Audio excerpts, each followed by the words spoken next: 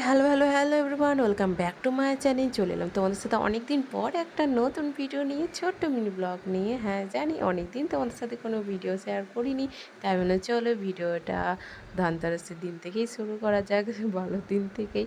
তো না এমন কোনো ব্যাপার নয়, মানে আমি ভাবি যে ভিডিও করব, কিন্তু তারপরে ভাবি যে না থাক, মানে এই লাত খাওয়ার মানুষ আমি।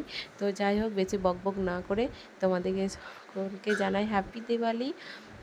সবাই ভালো থেকো, সুস্থ থাকো, আর আমার ভিডিও কিন্তু কন্টিনিউ তোমরা দেখতে থাকো। আশা করি চেষ্টা করব ভিডিওটা কন্টিনিউ প্রতিদিন ছাড়ার। তো আর হ্যাঁ, একটা কথা জানানো হয়নি, আমি গত শুক্রবার দিন এসেছি আমার মামার বাড়িতে। আমার মামার বাড়িতে ছোট আর কালী পুজো ভীষণ ধুম হয়, যেহেতু আমার মামার বাড়ি হচ্ছে ঝাড়খণ্ড দিকে।